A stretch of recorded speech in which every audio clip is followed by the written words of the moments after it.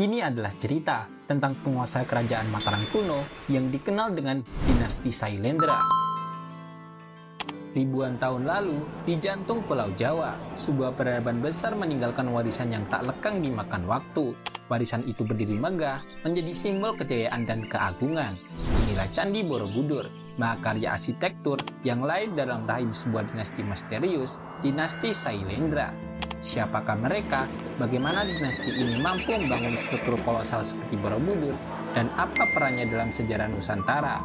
Video dokumenter ini akan mengungkap eksistensi dinasti Sailendra di Jawa Tengah, sebuah babak penting dalam sejarah Indonesia zaman Nirleka yang berlangsung dari abad ke-7 hingga ke-9 Masehi. Pada masa itu, Jawa Tengah merupakan pusat dari kerajaan Mataram kuno. Terdapat dua dinasti besar yang pernah berkuasa di sini, yaitu dinasti Sanjaya yang bercorak Hindu Siwa dan dinasti Sailendra yang bercorak Buddha Mahayana. Nama Sailendra sendiri berarti Raja Gunung. Asal-usul dinasti ini masih menjadi perdebatan di kalangan sejarawan. Ada yang menyebutkan Sailendra berasal dari India Selatan atau Kamboja. Namun ada pula yang meyakini mereka adalah bangsawan lokal yang telah memeluk agama Buddha. Keberadaan mereka pertama kali terekam jelas dalam prasasti Kalasan pada tahun 778 Masehi. Prasasti ini menyebutkan raja dari Wangsa Sailendra yang mendirikan Candi Kalasan. Ini menandai dimulainya era keemasan arsitektur Buddha di Pulau Jawa. Masa pemerintahan dinasti Sailendra dikenal sebagai periode emas, terutama dalam bidang seni, arsitektur, dan toleransi beragama. Meskipun berdampingan dengan dinasti Sanjaya yang Hindu, kedua wangsa ini hidup dalam harmoni. Puncak kejayaan dinasti Sailendra diwujudkan dalam pembangunan Candi Borobudur.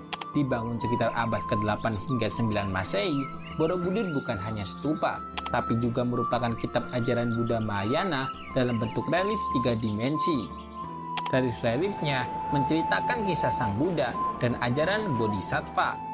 Bersamaan dengan Borobudur, dinasti ini juga membangun Candi Mendut dan Candi Pawon yang membentuk sebuah garis spiritual Triratna atau 3 permata, yaitu Buddha, Dhamma, dan Sangha. Ini menunjukkan adanya kesatuan konseptual dan perancangan spiritual yang mendalam. Candi Mendut dibangun lebih tua, berdasarkan prasasti Karangtengah tahun 824 Masehi yang menyebutkan candi ini didirikan oleh Raja Indra atau ayah dari Sri Maharaja Samaratungga. Candi ini adalah tempat ibadah Buddha Mahayana yang dikenal sebagai Venuvana Mandira atau tempat suci di hutan bambu. Relief di Candi Mendut kaya akan pesan moral dan kebajikan seperti kisah Pancatantra dan Jataka. Candi Pawon terletak tepat di antara Borobudur dan Mendut. Candi ini berfungsi sebagai upaangga atau bagian pelengkap, yaitu sebagai tempat penyucian diri bagi peziarah sebelum memasuki kompleks Borobudur. Nama Pawon sendiri berarti tempat abu, dan diperkirakan candi ini juga menjadi tempat penyimpanan abu jenazah Raja Indra.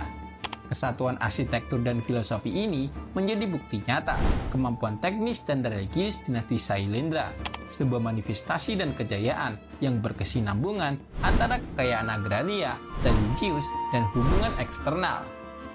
Namun seperti banyak dinasti besar lainnya, Sailendra juga mengalami keruntuhan. Di Jawa Tengah terjadi persaingan dengan dinasti Sanjaya. Prasasti Mantasih pada tahun 907 Masehi mencatat bahwa tampuk kekuasaan Mataram kuno akhirnya dikuasai kembali oleh Wangsa Sanjaya yang kemudian memindahkan pusat kekuasaannya ke Jawa Timur pada abad ke-10.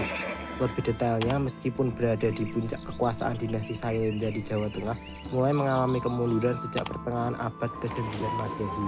Faktor penyebab utamanya adalah persaingan politik dan ideologis dengan dinasti Sanjaya. Hubungan yang sempat membaik melalui pernikahan antara Pramodawardhani, putri Samaratungga, dengan Raka Pikatan, Raja Sanjaya, justru berujung pada perebutan kekuasaan. Setelah Samaratungga wafat, Raka Pikatan memperluas dominasinya dan menggeser kekuasaan Sailendra dan pusat pemerintahan di dataran Kedu. Puncak konflik terjadi pada perang saudara ketika Balaputradewa, putra Samaratungga, menolak kekuasaan Raka Pikatan. Balaputradewa akhirnya kalah dan terpaksa melarikan diri dari Jawa. Dampak kekalahan ini besar. Agama Buddha Mahayana dan Hindu Siwa dipersatukan menjadi Swiya Buddha. Persatuan ini tercermin dalam pembangunan Candi Prambanan oleh penerus Pikatan yang memadukan arsitektur Hindu Siwa dengan puncak berbentuk stupa Buddha. Nasib dinasti Sailendra setelah kekalahannya adalah kembali ke Sumatera. Bala Putradewa menjadi penguasa kerajaan Sriwijaya, memperkuat sebagai pusat studi agama Buddha di Asia Tenggara. Peristiwa ini secara tidak langsung mengakhiri hubungan dekat antara Mataram kuno dan Sriwijaya. Bahkan hubungan keduanya memburuk. Permusuhan ini dipicu karena Mataram di Jawa mulai aktif dalam perdagangan internasional, mengancam supremasi Sriwijaya yang sebelumnya dibidarat oleh Sailendra. Dinasti Sailendra mungkin telah lenyap dari panggung kekuasaan, namun warisan mereka tetaplah abadi. Melalui Borobudur, Mendut, dan Pawon, mereka mengajarkan kita tentang toleransi, keagungan seni, dan kedalaman spiritual. Dinasti Sailendra adalah pengukir sejarah yang mendefinisikan peradaban Jawa kuno. Mereka adalah raja gunung yang meninggalkan jejak monumental yang kini menjadi kebanggaan tak ternilai bagi bangsa Indonesia.